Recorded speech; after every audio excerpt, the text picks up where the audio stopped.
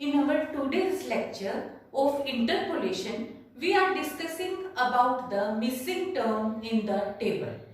तो हमारे पास अब यहाँ एक टेबल दी है जिसमें दो टर्म्स मिसिंग है, x और y दिया हुआ है, जिसमें हमारे को यहाँ पे हम सेकंड ये वाली टर्म और एक ये टर्म मिसिंग है। तो जब हम स्टार्ट करते हैं तो हम यहाँ पे स्टार्ट करते हैं x0, तो ये वाली वैल्यू हो गई y0 1 1, तो मैंने इस मिसिंग टर्म को y2 नेम दे दिया, और क्योंकि फिर ये जो थर्ड टर्म है फिर इसको y4 का नाम दे दिया। f1 f2 भी दे सकते हो तुम, ये तुम्हारी मर्जी है। तो पर मैंने सीक्वेंस का ध्यान रखते हुए फॉरवर्ड टेबल बनाई। फॉरवर्ड डिफरेंस में हम 0 से स्टार्ट करके 0 1 2 3 4 5, तो उसके हिसाब से 2 और 4 पोजीशन पे आते थे, तो मैंने 2 और 4 ही यहाँ पे मेंशन कर दिया। फिर मैंने देखो यहाँ पे फर्स्ट फॉरवर्ड डिफरेंस लिखा, second forward difference, third fourth difference लिख दिया। अब यहाँ पे फिर से हम ऑब्जर्व करते हैं, देखो टेबल में मेरे पास टोटल नंबर ऑफ टर्म्स कितनी है। देखने में तो यहाँ पे 1, देखो अगर हम देखें तो यहाँ पे 0 1 2 3 4 5 यानी कि टोटल 6 टर्म्स हैं, पर जिनमें से 2 टर्म्स मिसिंग हैं, तो यानी कि अवेलेबल वैल्यूज मेरे पास 4 हैं। अब पॉलिनोमियल कितनी डिग्री की बनेगी? पॉलिनोमियल ऑब्वियसली डिग्री 3 की बनेगी, क्योंकि जितनी डिग्री होती है नंबर ऑफ टर्म्स उससे एक एक्स्ट्रा होती है।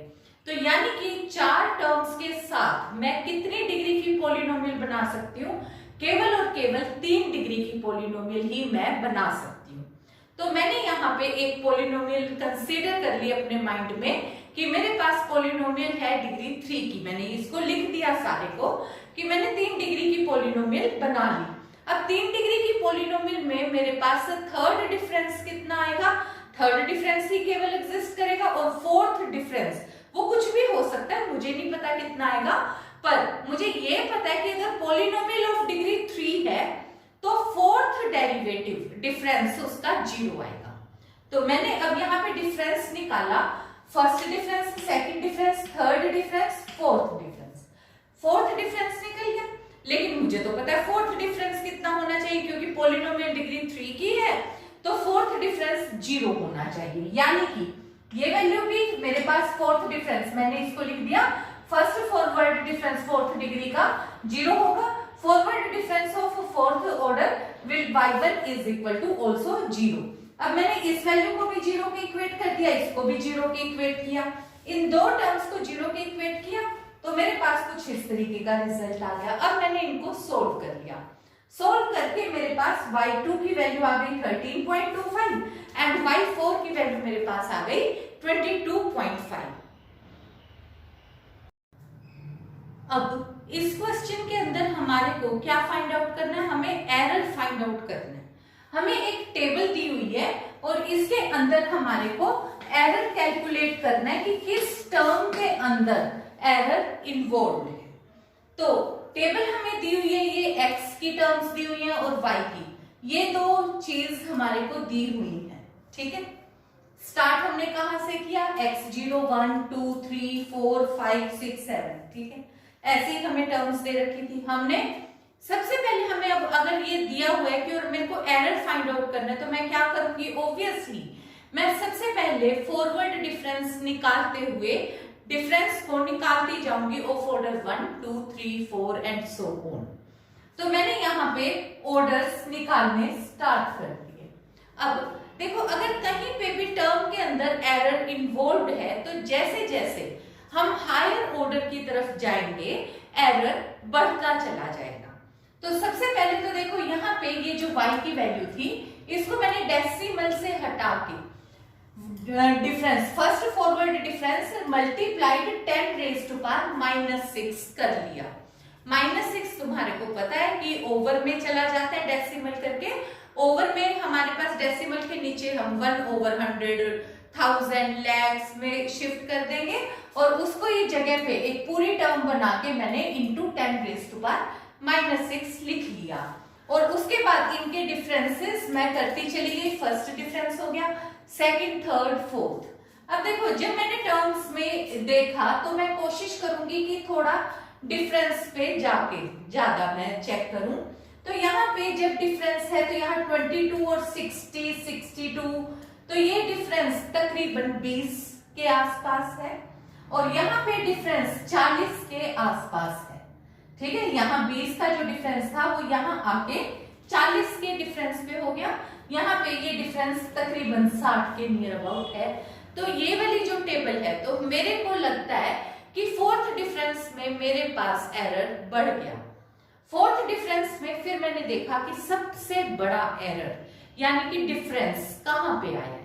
सबसे फास्ट बड़ा डिफरेंस यहाँ पे -122 का टर्म के अकॉर्डिंग आया है।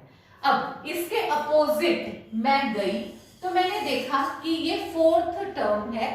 फोर्थ टर्म को मैंने रिप्रेजेंट किससे किया हुआ है, y3 से रिप्रेजेंट किया है। तो ये जो y3 है, तो ये y3 है, तो यानी कि जब मैं बायनोमियल कोफिशिएंट लेती हूँ तो थर्ड टर्म के कोफिशिएंट मेरे पास किस तरीके से होते हैं, वो मेरे पास होते हैं एप्सिलॉन, 3 एप्सिलॉन, 3 एप्सिलॉन और एप्सिलॉन।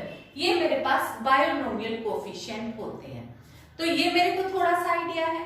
फिर मुझे पता है कि जो बायनोमियल कोफिशिएंट्स होते हैं वो किसके हिसाब से होते हैं, of changing sign. Changing sign के अकॉर्डिंग अगर ये फर्स्ट पॉजिटिव है तो सेकंड नेगेटिव होगा, थर्ड पॉजिटिव है, फोर्थ नेगेटिव होगा। इसके अलावा एक और भी तरीका है एरर फाइंड आउट चेक करने का कि एरर किस टर्म में हम लेंगे, क्योंकि देखो टेबल के अकॉर्डिंग तो मैंने यहाँ फोर्थ लिखा था। अब तुम देखो तो मैंने कोफिशिएंट यहाँ थर्ड पे लगाए हैं। वैसे तो मुझे यहाँ से भी थोड़ा आइडिया हो गया कि थर्ड टर्म में एरर है y3, तो कोफिशिएंट बायनोमियल कोफिशिएंट के अकॉर्डिंग मैं table y3 delta 3y use करने की कोशिश करती हूँ। पर दूसरी तरफ मेरे पास एरर कहाँ से गए हैं, ये यहाँ से मैंने डेल्टा y3 के अकॉर्डिंग यहाँ कोफिशिएंट लगाए हैं। वो क्यों लगाए हैं, क्योंकि मैंने जो ये डिफरेंसेस हैं, इस डिफरेंस को नहीं मैंने ऐड किया, मैंने क्योंकि मैं डिफरेंस ऑर्डर बड़ा वाला ही चेक करना चाहूंगी। तो जब मैंने इनको ऐड किया तो ये डिफरेंस आया, ये डिफरेंसेस का ये जो एल्जेब्रिक सम आया इस टेबल का वो आया -107। इस वाली टेबल को जब मैंने सम किया तो इसका सम आया मेरे पास -6, और जब मैंने लास्ट वाली का सम किया है तो इसका सम आया 21। तो जब मेरे पास जिस टर्म के अंदर मेरे पास एरर इन्वॉल्व है उस वाली यहाँ पे इस वाले कॉलम का अगर मैं सम करूंगी तो वो 0 होना चाहिए। अब ये 0 तो नहीं है पर ये 0 के पास है। देखो 107 और 21 और -6, इनमें से कौन सी टर्म 0 के ज्यादा नियर अबाउट है, दैट इज -6। तो मुझे ये आइडिया हो गया कि डिफरेंट जो मेरा एरर है वो इस वाली रिजल्ट के अंदर इन्वॉल्व है। टर्म कौन सी है, ये वाली टेबल से यहाँ पे मैक्सिमम डिफरेंस के हिसाब से मुझे पता चल गया कि इसके अंदर डिफरेंस है।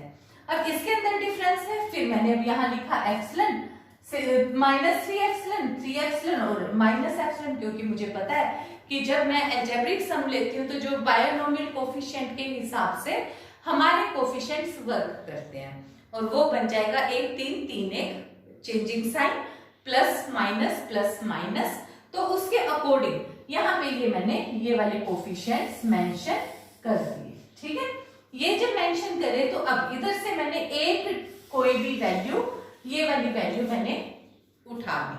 अब इस रिजल्ट के अकॉर्डिंग मेरे पास 60 - 3 एप्सिलॉन, देखो x कौन सा आया, जिस टर्म में के करस्पॉन्ड एरर है वो ये है, और जो उसकी वैल्यू है वो फोर्थ वैल्यू y3 प्लस यानी कि एप्सिलॉन जो भी एरर है, एप्सिलॉन का मतलब यहाँ क्या है, एप्सिलॉन करस्पॉन्ड टू एरर, और उसकी भी मैंने वैल्यू लिख ली क्योंकि इसके करस्पॉन्ड यहाँ पे y की वैल्यू x के करस्पॉन्ड यहाँ पे जो ये मेरे पास है ये x3 है, इसके करस्पॉन्ड ये मेरे पास y3 है।